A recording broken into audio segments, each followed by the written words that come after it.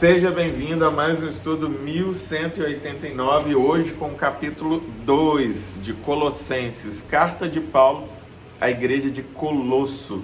E são apenas 4 capítulos e daqui a pouco já estaremos encerrando mais essa carta a mais um dos ministérios fundados por Paulo e ministrados por ele ao longo do tempo que ele esteve em missões na Ásia. Os tópicos desse capítulo são livres do legalismo por meio de Cristo e a continuidade do tópico que fala sobre o trabalho de Paulo pela igreja. A introdução desse capítulo dá continuidade ao que nós lemos no capítulo 1 de Colossenses. Antes disso, vamos orar. Pai, nos submetemos com mente e coração diante do Teu altar em mais essa oportunidade para que o Senhor nos encha da Tua palavra, uma palavra que traga vida em nós, para que frutifique em vida, para nós, para aqueles que amamos, para todos que estiverem ao nosso redor, que também amaremos, segundo a Tua vontade. Que o Senhor cumpra em nós o que está no Seu coração, para cada um de nós, em nome de Jesus. Amém. Vamos lá. Capítulo 2. Continuando o tópico sobre o trabalho de Paulo pela igreja. Quero que vocês saibam quanto estou lutando por vocês, pelos que estão em Laodiceia e por todos os que ainda não me conhecem pessoalmente. Esforço-me para que eles sejam fortalecidos em seu coração, estejam unidos em amor e alcancem toda a riqueza do pleno entendimento, a fim de conhecerem plenamente o mistério de Deus, a saber, Cristo. Nele estão escondidos todos os tesouros da sabedoria e do conhecimento.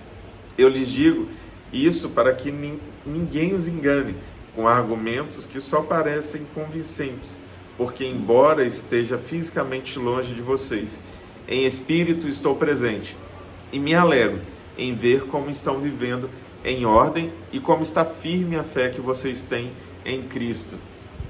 E assim, Paulo fala sobre o empenho dele, a alegria dele, a expectativa de ser conhecido por aqueles que inclusive não o conheciam e de forma pontual sobre a fé que eles tinham em Cristo e como eles viviam em ordem. Então, pontos observados por ele, muito provavelmente por carta, por registro daqueles que estavam ali presentes no dia a dia da igreja de Colosso. Agora vamos ao tópico que é o tema principal deste capítulo. Portanto, assim como vocês receberam Cristo Jesus, o Senhor, continuem a viver nele, enraizados e edificados nele, firmados na fé, como foram ensinados, transbordando de gratidão. Tenham cuidado para que ninguém os escravize a filosofias vãs e enganosas, que se fundamentam nas tradições humanas e nos princípios elementares deste mundo, e não em Cristo. Então ele já atenta ali a igreja de Colosso para que não se fundamente em princípios humanos, em práticas humanas, mas em Cristo. Ele é o nosso padrão, ele é a nossa referência. Falamos sobre isso no capítulo anterior. Então que você se coloque atento, peça ao Senhor discernimento de espírito, para que nenhuma vento de doutrina pegue o seu coração, pois em Cristo habita corporalmente toda a plenitude da divindade, e por estarem nele, que é a cabeça de todo o poder e autoridade, vocês receberam a plenitude. Ou seja, você não precisa de mais nada, a plenitude está em Cristo, não tem que acrescentar nada, ele é suficiente. Nele também vocês foram circuncidados, não com uma circuncisão feita por mãos humanas, mas com a circuncisão feita por Cristo, que é o despojar do corpo da carne. Isso aconteceu quando vocês foram sepultados com ele no batismo, e com eles foram ressuscitados mediante a fé no poder de Deus, que ressuscitou dentre os mortos. E aqui Paulo faz essa analogia da circuncisão mais uma vez. Ele usa muito esse contexto porque os judeus ficavam azucrinando as ideias dos novos adeptos ao cristianismo, algo que estava nascendo no meio dos judeus que tinham essas práticas. Então ele era muito pontual sobre esse tema. Então ele deixa claro que a circuncisão veio por meio do sangue de Jesus e do batismo, que é o descer as águas para se tornar uma nova criatura. Quando vocês estavam mortos em pecados e na incircuncisão da sua carne, Deus os vivificou com Cristo. Ele nos perdoou todas as transgressões e cancelou a escrita de dívida que consistiam em ordenanças e que nos era contrária. Ele a removeu, pregando-a na cruz, e tendo despojado os poderes e as autoridades, fez deles um espetáculo público, triunfando sobre eles na cruz. Aqui, escrita de dívida é um termo utilizado naquela época como se fosse uma promissória, um cheque, um boleto, alguma coisa do tipo. Você e eu tínhamos uma dívida, o cartório, Serasa, estava feio o negócio lá, o score zerado, e aí Jesus veio e pagou a nossa conta, porque o preço, o custo dessa dívida era impossível de ser pago por nós.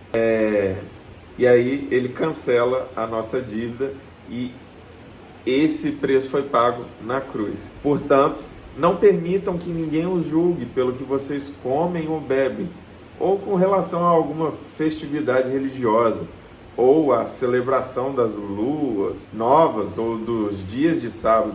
Essas coisas são sombras do que haveria de vir. A realidade, porém, encontra-se em Cristo. Ou seja, ele fala muito sobre doutrina e deixa claro, esquece doutrina, não deixa nada, nem festa, nem questão de sábado, nem o que come, nada disso pode ser maior do que Cristo. Ele tem que foca todas as suas energias em seguir a Cristo. Esquece o resto. Porque essas coisas são sombras do que haveriam de vir. A realidade, porém, encontra-se em Cristo. Não permitam que ninguém que tenha prazer numa falsa humildade e na adoração de anjos os impeça de alcançar o prêmio. Tal pessoa conta detalhadamente suas visões e sua mente carnal a torna orgulhosa. Trata-se de alguém que não está unido à cabeça, a partir do qual todo o corpo, sustentado e unido por seus ligamentos e juntas, efetua o crescimento dado por Deus. Já que vocês morreram com Cristo para os princípios elementares deste mundo, porque como se ainda pertencessem a Ele, vocês se submetem a regras. Não manuseie, não prove, não toque. Todas essas coisas estão destinadas a perecer pelo uso, pois se baseiam em mandamentos e ensinos humanos. Essas regras têm, de fato, aparência de sabedoria, com sua pretensa religiosidade, falsa humildade e severidade com o corpo, mas não tem valor algum para refrear os impulsos da carne. E aí, mais uma vez, as práticas religiosas, o excesso de dedicação a cumprir rituais não vai refrear os pecados da sua carne, vai ocupar um espaço na sua agenda, vai te colocar até um certo foco, mas não vai te mudar por dentro para que suas atitudes sejam transformadas. A única forma de você se tornar realmente uma nova versão de você, uma versão sonhada pelo Senhor, é aceitando a Jesus e seguindo os passos dele. Tem uma frase que diz assim: em meus passos, o que faria Jesus? Não pense em seus passos o que faria Jesus. Quais passos eu devo tomar para serem iguais aos de Jesus? Entendeu? Muda isso. Não queira que dentro dos seus passos o que faria Jesus. Tenha passos que reflitam a Jesus. É a melhor forma. Dessa forma você vai transmitir o amor de Cristo e os ensinamentos e transbordar da vontade dele sobre a sua vida, sobre a sua casa, sobre os seus familiares, sobre os amigos, sobre os desconhecidos e por onde você for. E o que eu desejo para você, para sua casa, é que Deus te abençoe em nome de Jesus. Te vejo no próximo capítulo.